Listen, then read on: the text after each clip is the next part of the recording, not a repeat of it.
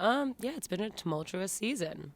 I think we have so many threads on this team, so we always kind of knew what our potential was. So it's always disappointing not to meet the potential that you kind of knew you could, and even the level that we set early on in the season and the expectations we set early on in the season. Um, that's always going to be a bummer, but I think we come away from this season with a lot of learning that we can do, a lot of experience for players like me, Taylor, Courtney, which obviously is going to be huge in the future of the club. And um, I think all we can do kind of with this season is just take away learning moments. All right, we're going to go to Julia Pope. Hey Phoebe, thank you so much for the time tonight. You mentioned kind of just the potential that this team had. We obviously saw that in that 7 game unbeaten streak to start out the year.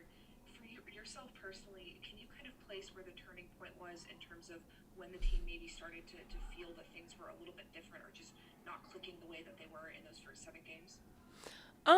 I don't think it's ever as easy as that. I don't think that there's one point where you're like, oh, yeah, that's it. That's why everything fell apart. I think it's always a compilation of things that have to come together. But I think, like I said, it's been a tumultuous year. And I think maybe we weren't as prepared as we thought we were to weather that storm. Maybe, I mean, there's a million things that could go into it. But yeah, I couldn't pin down one singular thing. So We'll go to Austin David. Hey, Phoebe, for you personally, this being your first year with the Pride, like Jackie mentioned, you had time last year in Sweden and now this year with the Pride. What has really been the biggest learning lesson that you've had from this year, just in terms of your professional career? um, probably just how much every little thing matters. I think there's so many things that you can take for granted, whether it's recovery, building relationships off the field.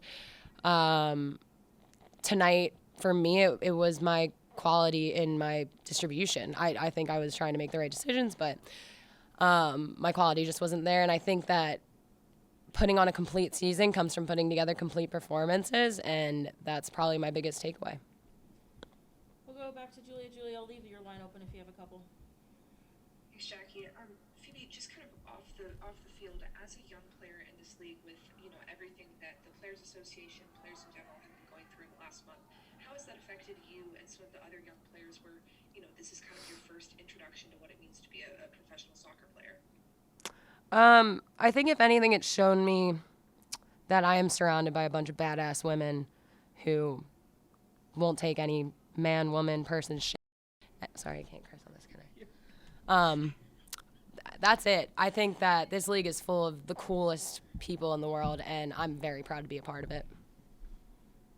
And I think we're making real change. Julia, you have more?